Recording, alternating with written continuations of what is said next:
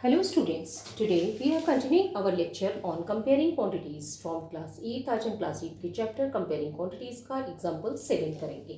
Example 7 है a sum of 10,000 is borrowed at a rate of interest 15% per annum for 2 years.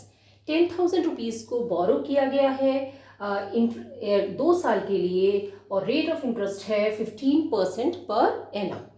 Find the simple interest on this सम. इसके ऊपर हमें simple interest पता करना है. Okay, and the amount to be paid at the end of 2 years, और कितनी amount 2 साल के अंत में पे करनी पड़ेगी. हम कुछ इंटरेस्ट के बारे में समझते हैं. जैसे हम पैसे किसी को देते हैं और अगर सिंपल इंटरेस्ट है इसका मतलब कि उसकी जो प्रिंसिपल अमाउंट है वो सेम रहेगी और 2 साल 3 साल 4 साल जितने साल के लिए भी हमने दिया है हम उस प्रिंसिपल अमाउंट पे इंटरेस्ट कैलकुलेट कर लेंगे उतने सालों का और हम अगले को उतना पेमेंट ले लेंगे. सेम वे में जैसे बैंक में हमने कोई पैसा जमा कराया तो बैंक उसके ऊपर कुछ इंटरेस्ट हमें देती है.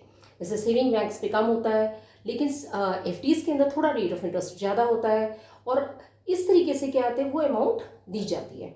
अब कंपाउंड इंटरेस्ट में क्या होता है? कंपाउंड इंटरेस्ट में क्या होगा कि जो प्रिंसिपल अमाउंट है फर्स्ट ईयर की प्लस उसके ऊपर जो इंटरेस्ट है that becomes the new principal amount. और उसके ऊपर फिर रेट ऑफ इंटरेस्ट लगेगा. तो इस तरीके से जो रेट ऑफ इंटरेस्ट तो सेम है लेकिन इंटरेस्ट की अमाउंट हर साल अलग अलग आएगी. Okay, now let's see this question. Okay, so सबसे पहले हम देखते हैं कि हमें क्या क्या दिया हुआ है. किसी भी क्वेश्चन को करने से पहले आउटलाइन देख लेते हैं. हमें दी गई है principal amount. Okay, principal amount इसमें कितनी है? प्रिंसिपल अमाउंट हमें दी गई है 10,000. Okay, rate of interest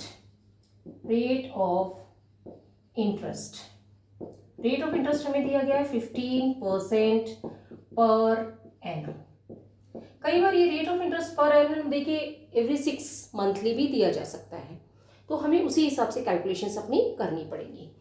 now time हमें दिया गया है 2 years.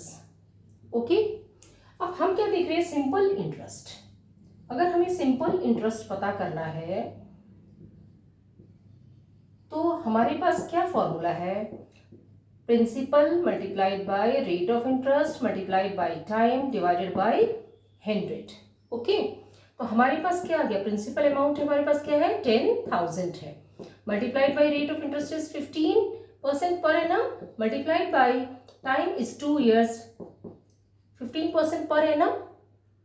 तो ये हमारे पास आ गया. अब ये जीरो इस जीरो से चले जाएंगे.